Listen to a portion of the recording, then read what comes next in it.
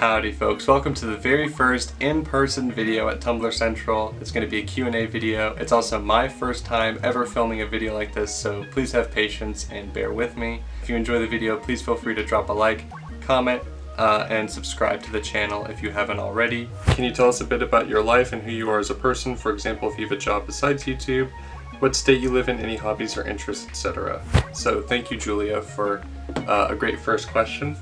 I guess I can just kind of start it off and say howdy. My name is Karl Vandenberg. I am 22 years old. I was born and raised and I still live in Orlando, Florida. I go to school at the University of Miami in Coral Gables, Florida. I major in neuroscience and I'm a senior there, and I minor in philosophy and chemistry. I should be graduating by next fall. I have 5 siblings. I have 2 nephews currently, and then I have 1 nephew or niece on the way. I enjoy reading, fishing, hunting, being outdoors, spending time with family, playing video games. I feel like those are kind of my hobbies. I'm trying to think of what other things. Oh, any other jobs. So currently I'm just a student and then working on this YouTube channel.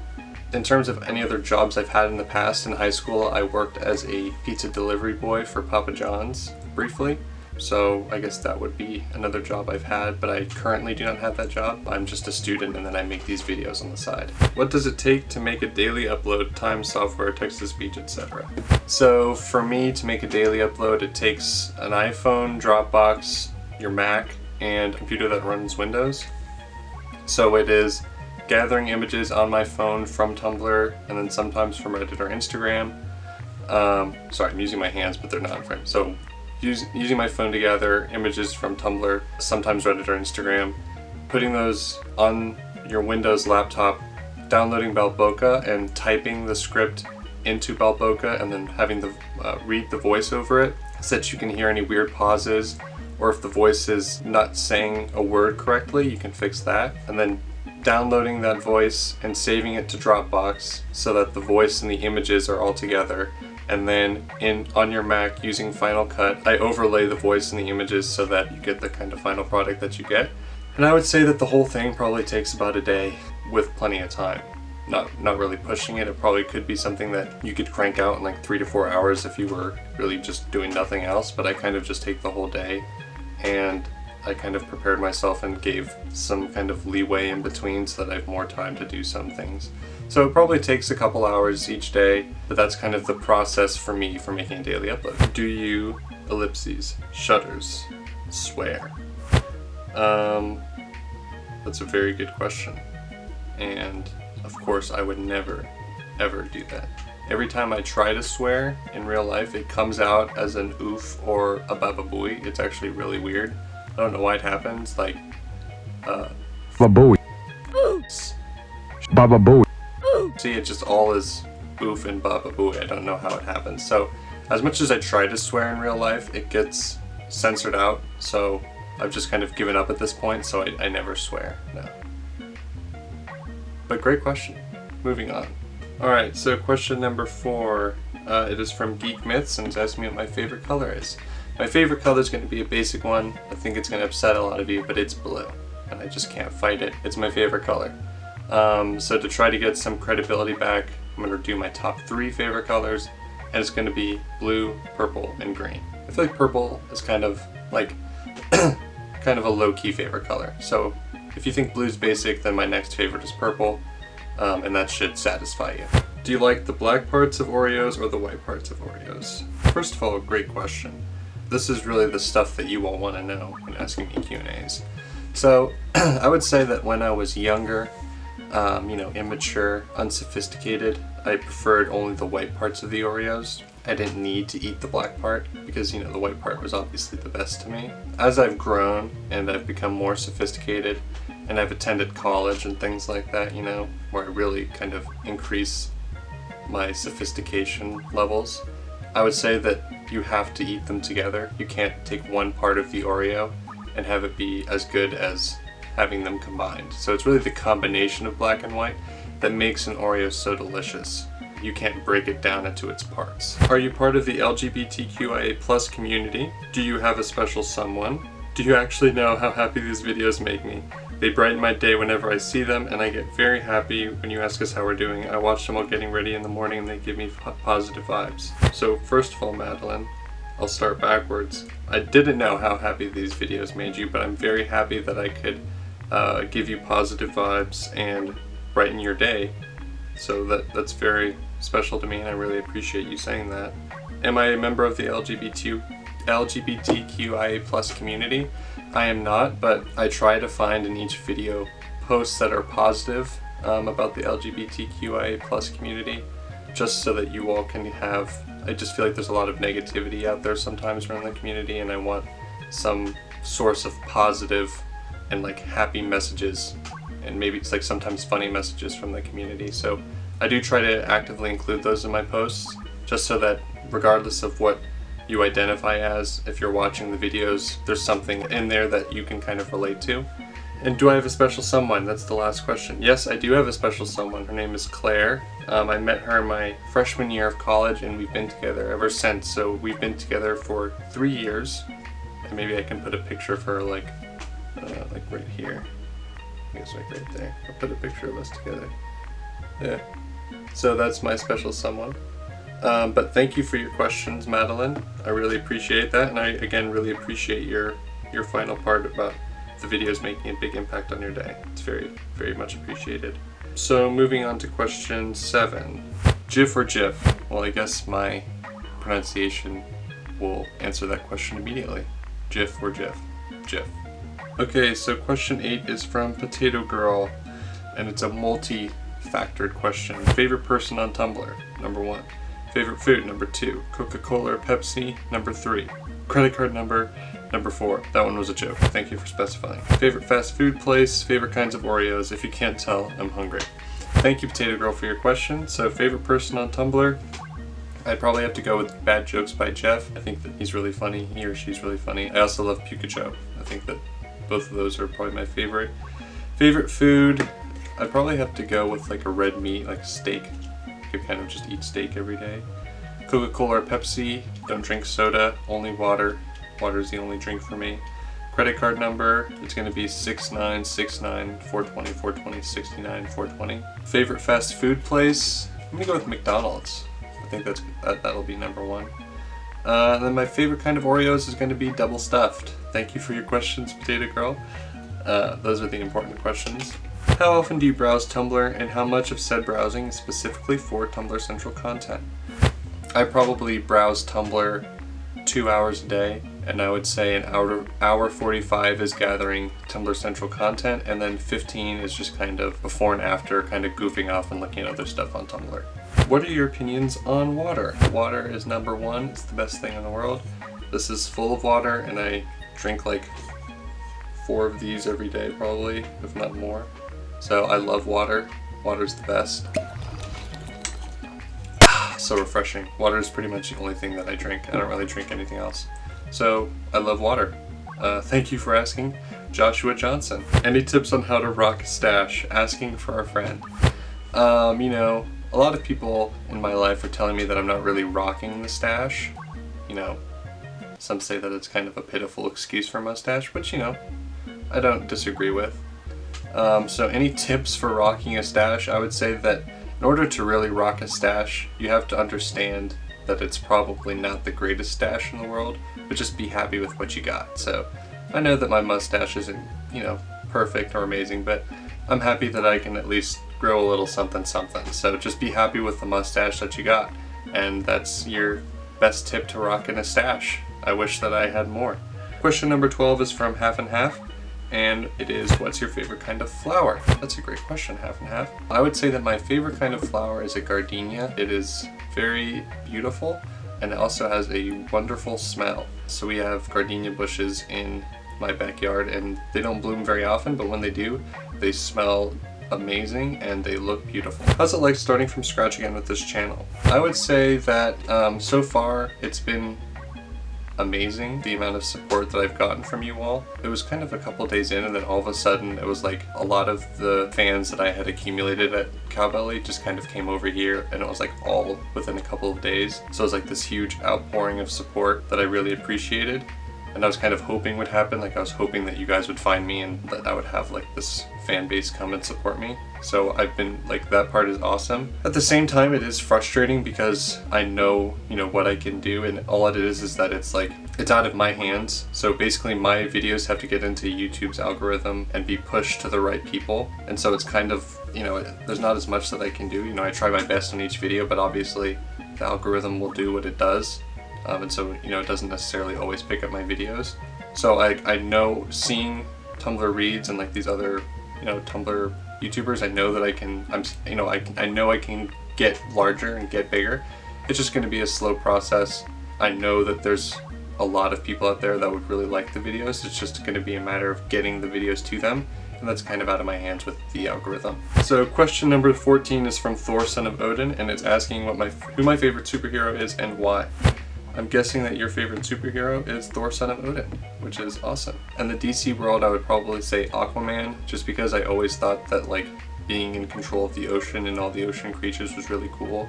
And that's probably from like reading Percy Jackson when I was younger and thinking that like the son of Poseidon would be awesome, being able to control water and manipulate it. And then for Marvel, my favorite superhero would probably be Spider-Man. I just think that his role is really cool, and his skills, like being able to jump and swing like around New York City, I feel like would be really awesome. So what's your favorite part about making content? Also, I hope you're having a great day.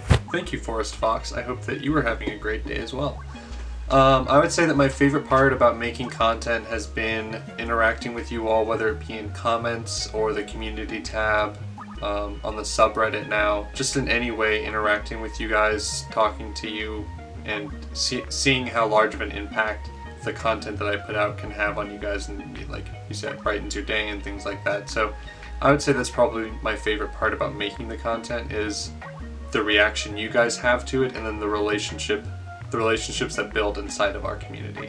So that's a really good question, but I think that that's my answer, is that my favorite part about making content is you guys. What was your reaction to Cowbelly Studios' decision to stop producing text-to-speech and meme videos? Is this going to affect your content in any way? Thank you so much for being so faithful and bringing the chaotic joy that is Tumblr to my screen every day. It's disgusting what Cowbelly Studios said about this format, and I hope you choose to continue to be the only bright spot in my day. I cannot underestimate how much these dumb memes help me. Thank you. Bye. I gotta go cry now. So I haven't read what he said. I just heard that he was gonna close down the text-to-speech aspect. How do I feel about it? I would say that I'm sad, but at the same time I'm happy. I'm happy because hopefully, and we've already started to do this now, we are bringing people in from Tumblr Reads and kind of showing them Tumblr Central, and they are enjoying it and becoming part of our community, which is an awesome thing. But I'm also sad at the same time because, you know, I spent 2.5 years working with Cowbelly Studios and Tumblr Reads. So it was a big part of my life, and it was something that I spent a lot of time on, and something that I really enjoyed working on, and like that was the whole channel was text-to-speech stuff. So, you know, I'm sad, but at the same time I'm happy because it'll be growth for us, and I'm happy as well at the same time because it's going to be growth for Cowbelly as a person and as a brand. Hopefully Graham will be moving on to these larger things that he's been wanting to do for a while. So I hope that that will also bring him happiness. I know Graham pretty well, and I know that he's been wanting to move away from text-to-speech content. So I know that it took a lot of courage for him to do this. So I'm happy that he's finally doing this and making himself happy. I'm happy because we're growing our community even larger as a result of that, but I am sad to see it go. So I guess that's the best summary of how I am reacting to that. Do you like Avatar: The Last Airbender? If so, favorite character? Stance in the Moss War? Favorite fruit, and do you play an instrument? So I do like Avatar: The Last Airbender, and if I had to pick a favorite character, well, it's tough because would I pick it on like personality or power-wise? Because like I said with the superheroes, I always thought that like control of the water would be awesome. So like Katara, or really any waterbender, is awesome. Like I think that power is awesome, as well as being able to heal, I think is really cool. So I guess Katara would be my favorite power-wise. But I guess overall, I think that Aang's like the most wholesome of them, and like just the best. So, and obviously the Avatar would be awesome. So like I'd also be Aang at the same time. My stance in the Moss War. I'm going to be Switzerland in the Moss War. I'm going to be neutral. I don't really know what's going on, but I see comments on both sides either stopping the Moss or commenting the Moss. So I will just remain neutral and allow the war to go on around me as I am unaffected by it. Favorite fruit. My favorite fruit is going to be either an apple or a grape. I like both of those. And then do I play an instrument? No, I do not. I used to play piano when I was younger, but I stopped and I haven't been able to play since, so I definitely do not play an instrument. I would like to though. I wish I could play an instrument. In your opinion, what has been the best meme of 2020? Early on in the year, I think that there were a lot of good World War III memes coming. Those were funny. But I think that overall the best meme of 2020 probably started at the end of 2019 when like the I don't have 2020 vision thing was going around because of just how awful 2020 has been. That like the fact that a lot of people were making memes about not having 2020 vision and then having it be a terrible year. I don't know. I feel like that was the best meme of 2020. Was the I don't have 2020 vision starting in 2019 and then having 2020 unfold in the way it did. Is just like I think that's the best. Like you can't really get any better than that. The final question. The ultimate question. The one that was asked the most. The ultimate question, what everyone wanted to know, how I clickbaited this video to begin with, why I left Cowbelly Studios, why I left Tumblr Reads, why I started Tumblr Central, all around that. So I just want to preface with saying that I worked with Graham for 2.5 years. Graham is Cowbelly, for those of you who don't know.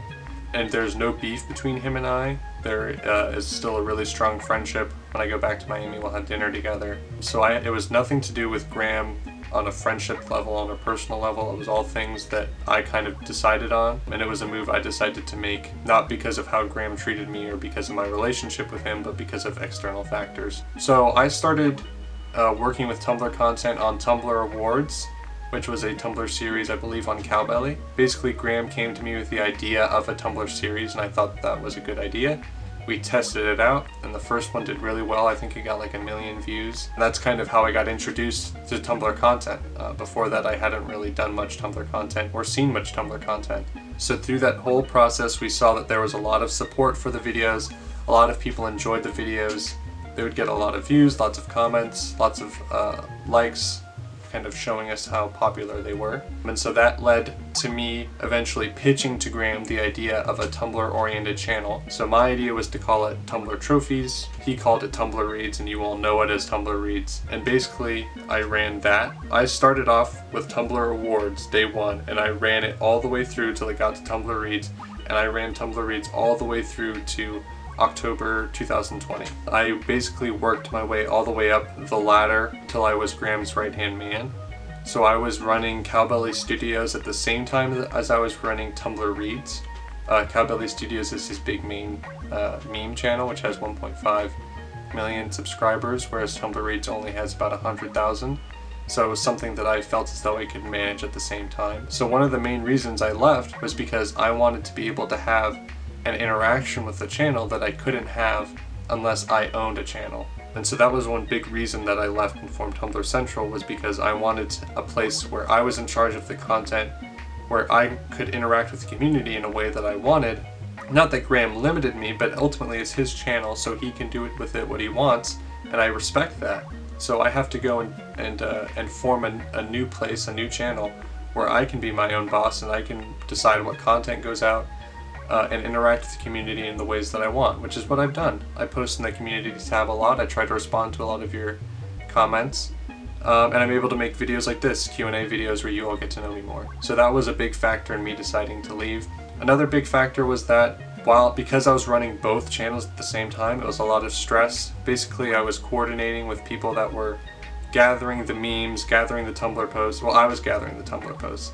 I was coordinating with people gathering the memes, writing them up, getting the audios on Balboca done for the text-to-speech voice, getting the editing done, choosing a thumbnail and a title. And it was just a lot of stress to do for two channels. It's a lot of stress for one, but for two it's even more so, especially because I wanted both of them to be doing really well. So I would try to give 110%, and if a thumbnail or a title didn't click one day and it was really low in like views and things like that, I got really upset and I took it really personally. And ultimately I just wasn't happy a lot of the time, because obviously a lot of times videos don't do well either on Cowbelly or on Tumblr. It's not very common that both videos are doing really well and I'm really happy. So that was kind of frustrating to me. I would get really upset and I would just be sad or unhappy for no reason other than the fact that the videos weren't doing well, but it would affect me for like hours. And so I was just kind of sad a lot of the day or upset a lot of the day. And so that was another big decision as to why I left. Another big reason. Another reason was that through the process of working on all these channels, all of my coworkers were my friends and sometimes even my family. I have a couple of family members that work there. I felt a lot of stress to make sure that the channels were profitable, just so that my friends and family could get paid. I just felt so much stress, like knowing that if I screw up or if I'm not doing well, then my friends are going to suffer for it because maybe our revenue is lower than it should be. Maybe someone gets laid off or loses their job and then it's my fault because I was the one in charge of coordinating it.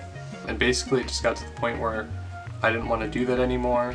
My brother had asked me if I would be interested in starting my own channel, and I said yeah. Like that was like the thing that really clicked. He was like, oh, why don't you just start your own channel? And I was like, oh, you know, that's a really good idea.